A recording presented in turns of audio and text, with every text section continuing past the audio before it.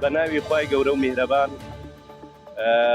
ئێمە وەکو لیژنەی تایبەتمەند بە دوواداچوونێکی تەواومان کردووە بۆ ڕێگەی کەلار سلێمانی کە ئەم ڕێگایە تەنها 30 کیلۆمەترە لە ماوەی 10 ساڵی ڕابردووە حکوومەتی هەرێمی کوردستان نەیتوانیوە تەواویکە و بەو ڕێکارانەی بەم دوایە وەزارەتی ئاوادانکردنەوە حکوومەتی هەرێمی کوردستان بۆ تەواوکردنی ڕێگاکە گرتوێتێ بەر پلانی کەم دا بۆ 12 ساڵی تری پێویستە ئەوەی کە ئێمە بەدوایە ڕۆیشتین کۆمپانیاکە چەکێکی پارەی بۆ خەرجکراوە بەڵام لە بانکەکانی سلێمانی مانگانە 800 بۆ 900 میلیۆن دینار وەرەگریاویش هەنێ مانگ پێڵێن کە پارە نییە.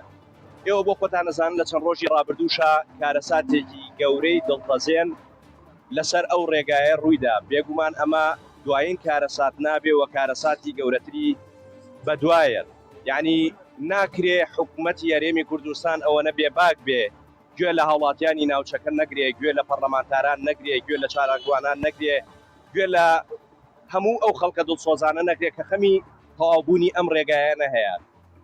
گەرمیان پێویستی بە خێر و سەدەقەی حکوومەتی هەرێمی کوردستان نییە، گەرمیان خاوەنی داهاتێکی بێشمارە لە مەرزی بەرێوسخان و مەرزی پشتەی لەسرە و چاڵەنەوتەکانی حەسیرە و چیا سورغی لەسرە و داهاتی نانەوتی سنوورەکەش دیسانەوە داهاتێکی زۆر و زەوەندە.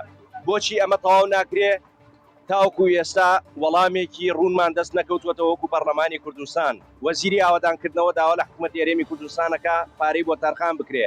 سەرۆکی حکوومەتی هەرێمی کوردستان چەکی ناردوێتەوە بۆ سلێمانی بەڵام باقەکانی سلێمانی پارەیان نییە. جێگەی سەرۆکی حکوومەتیش بێ هەڵوێستە و بێخەمە لە بەرامبەر ئەم کارە ساتانەی کە ڕووەدا. ناکرێ تاقانەیەکی ئەنفال لە دەست زوڵم و زۆری بەعز ڕزگاری بوو بێ لەو ڕێگایە گیانی بەخت بکەن. ناکرێ پێشمەرگە لە شەڕی داعش ڕزگاری بوو بێ بەڵام لەو ڕێگایە گیانی بسپێرێ.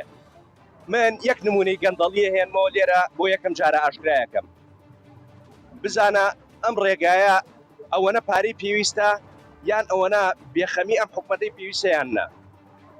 کەسێک خاوەنی ڕەسیدێک بووە یان حساب بانکیەک بووە 50,000 دیناری لەسەر بووە 50,000 دیناری طبع لە ماوەیەکی کەمە 9 ملیار دینار سپی ئەکاتەوە بە چەکی پارە. ئەو کەسە کە دەستگیر کراوە هەموو ئیجادێک لەگەڵیا ئەوە بۆ کە پیان وتووە سەرنجیان ڕاکێشاوە. یعنی ناکرێت کەسێک ببێتە خاوەنی 9 ملیار دینار لە ڕێی سپیکردنەوەی چەکی پارە لە بانکەکانی سلێمانی تەنیا سەرنج ڕاکێشانی بۆ هاتبێت. لە کاتێکا پیان ئەڵێن بۆ ئەم جادەیە پارە تەرخانکە ئەڵێن نییە. لە ماوەی ڕابردووە بە ئەترافی بەرپرسانی سنوورەکە بە ئەترافی بەرپرسانی حیزبی حکومی 400 ملیار دینار چەکی پارە سپی کراوەتەوە. بەڵام ناکرێت ڕۆژ بە ڕۆژ قوربانی لەو ڕێگایە هەبێ بەڵام پارە لە بانکەکانە نەبێ بۆ تەواوکردنی ئەم ڕێگایە.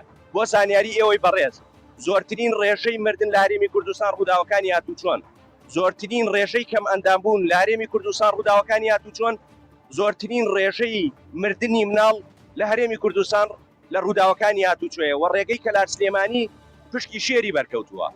ئەم حکوومەتە بایەخی بۆ خەڵکی گەرمیان هەیە یان نە؟ من پێم وایە بایەخی نییە لەبەر یەک سەبەب. لە ماوەی ڕابردووە باس لە نۆژەنکردنەوەی تونێلی دەربەنی خانەکرێ.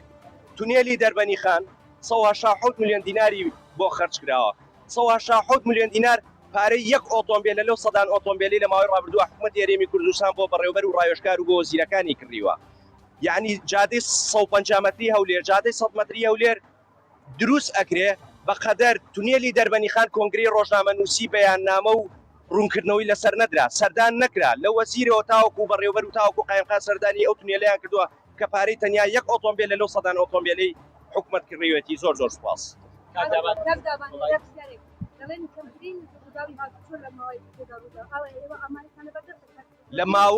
لە ماوەی 9 مانگی ڕابردووە زیاتر لە 100 کەس بەهۆی ڕووداوەکانی هاتوچۆ لەو ڕێگایەتیاش.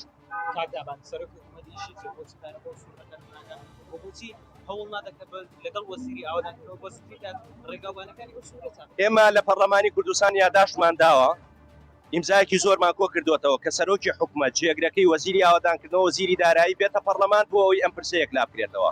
چاوەڕێی ماوەی یاسایی یاداش دەکەین. ئەگەر ماوەی یاسایی یاداشتەکە تەواو ببێت و ئەو بەڕێزانە حزوریان نەبێت لە پەرلەمان ئێمە ڕێگای ترەگرینەبێت. دەستان